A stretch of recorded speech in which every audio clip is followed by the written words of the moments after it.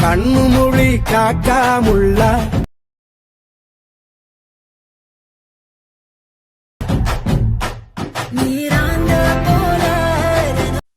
Welcome to Anand Edits. Hello guys, free பார்த்துருப்பீங்க. அதே மாதிரி எப்படி எடிட் பண்ணுறதுன்னு பார்க்கலாம் வீடியோ. ஃபஸ்ட்டு நீங்கள் நான் கொடுத்த ப்ரீசெட் ஓப்பன் பண்ணிங்கன்னா இது மாதிரி தான் இருக்கும். இந்த மாதிரி வச்சுட்டு டெக்ஸ்ட் எப்படி ஆட் பண்ணுறதுன்னு வாங்க பார்ப்போம். உங்கள் ப்ளஸ் ஐக்கான் இருக்குது, அதை டச் பண்ணிக்கோங்க. டச் பண்ணிவிட்டு இந்த மாதிரி கேட்டால் அதை பாருங்க, ஏன்னு போட்டு ஒரு கீழே டெக்ஸ்ட்டுன்னு இருக்குங்களா, அதை எடுத்து கிளிக் பண்ணிக்கோங்க.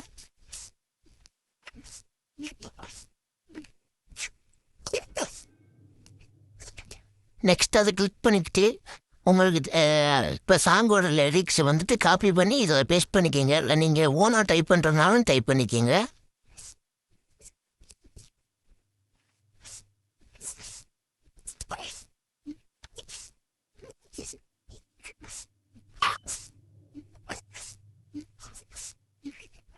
இந்த மாதிரி டைப் பண்ணிக்கிட்டு சாங்குக்கு கரெக்டாக அந்த லிரிக்ஸுக்கு ஏற்ற மாதிரி இந்த டெக்ஸ்ட்டை ஆட் பண்ணி வச்சுக்கோங்க.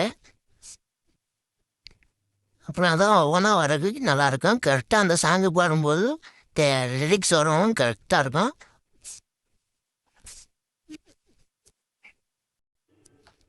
ஐஸ் ஃபோட்டோ, உங்கள் ஃபோட்டோ இல்லை உங்களுக்கு பிடிச்சவங்க ஃபோட்டோ உங்கள் லவருக்கு டெடிகேட் பண்ணுறீங்கனாலும் யாருக்கு டெடிகேட் பண்ணுறதுனாலும் இந்த மாதிரி வச்சு எடிட் பண்ணுங்க. கொஞ்சம் இம்ப்ரெஸ்ஸாக இருக்கும்.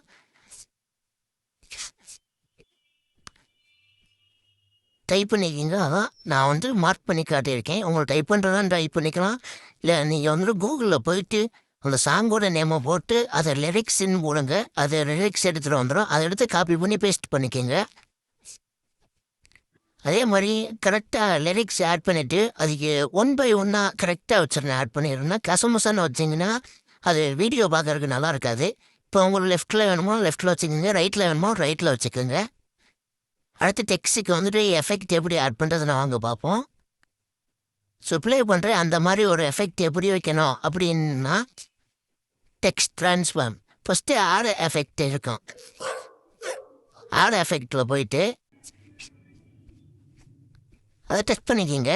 ஆட் எஃபெக்ட் டச் பண்ணிவிட்டு நெக்ஸ்ட்டு வந்துட்டு டெக்ஸ்ட்டுன்னு இருக்கும். கீழே லாஸ்ட்டில் வந்து டெக்ஸ்ட்டு. மறுபடியும் ஒரு டைம் காட்டுறேன் பாருங்கள். ஆட் எஃபெக்ட் போயிட்டு ஆட் எஃபெக்டில் வந்துட்டு டெக்ஸ்ட்டில் வந்துட்டு டெக்ஸ்ட்டு ட்ரான்ஸ்ஃபார்ம் அப்படின்னு இருக்குங்களா ஒரு ஆப்ஷன், டவுன் பண்ணுறேன் பாருங்க. அந்த ஆப்ஷனில் போயிட்டு டச் பண்ணிக்கிங்க. டச் பண்ணிவிட்டு அதை டச் பண்ணிக்கிங்க. நான் ஏற்கனவே அந்த எஃபெக்ட் போட்டதுனால நான் டச் பண்ணல. அதை நீங்கள் கரெக்டாக டச் பண்ணிவிட்டு அந்த டெக்ஸ்ட்டு ட்ரான்ஸ்ஃபார்ம் அதை வந்துட்டு என்னென்ன ரேஞ்சில் நான் வச்சுருக்கேன் ஒவ்வொன்றா பார்த்துக்குங்க. நான் வச்சுருக்க ரேஞ்சு கரெக்டாக வச்சாதான் நான் கொடுத்துருக்க மாதிரி டெக்ஸ்டோட எஃபெக்ட் கரெக்டாக வரும். இல்லை நீங்கள் வாட்டில் போட்டிங்கன்னா அது வந்துட்டு தப்பாக தான் இருக்கும். கரெக்டாக அந்த ரேஞ்சை மட்டும் பார்த்துக்குங்க. உங்களுக்கு ஸ்லோவாக தான் காட்டுறேன். இப்போ அப்படி இல்லைன்னா நீங்கள் வந்துட்டு ஓனை க்ரியேட் பண்ணல இல்லை ப்ரீசெட்டில் எடுத்து காப்பி பண்ணுறேன்னா வேறு ஒன்றும் இல்லை, டெக்ஸ்ட்டுக்கு வந்துட்டு காப்பி பண்ணிக்கோங்க. டெக்ஸ்ட் டு டெக்ஸ்ட்டு காப்பி பண்ணிக்கிட்டிங்கன்னா கரெக்டாக இருக்கும். ஸோ ஓனாக க்ரியேட் பண்ணுறோன்னு நினைக்கிறவங்களுக்கு வந்துட்டு இது மாதிரி கரெக்டாக பார்த்துக்கிங்க ரேஞ்சுனா.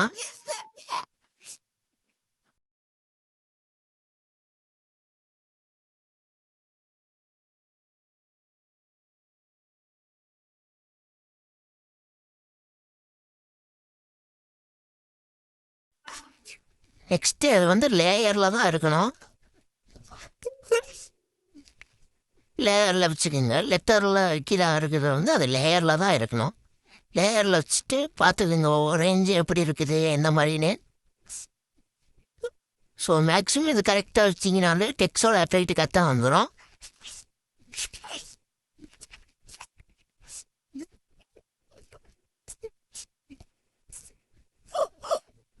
ஸோ ப்ளே பண்ணி பார்த்துக்குங்க. நெக்ஸ்ட்டு நான் சொன்னால அதே மாதிரி டெக்ஸ்ட் வந்து ஆர்டர் பை ஆர்டராக வைக்கிறனால வச்சுக்கோங்க. அப்போனா தான் கரெக்டாக இருக்கும். கொஞ்சம் பார்க்குறதுக்கு டீசெண்டாக இருக்கும் ஸ்டேட்டஸ் பார்க்கும்போதே. ஸோ நீங்கள் வந்து டெக்ஸ்ட்டை மட்டும் கரெக்டாக ஆர்டர் பை ஆர்டராக வச்சுக்கோங்க. ஸோ காப்பி பண்ணி இப்படி பேஸ்ட் பண்ணிக்கோங்க.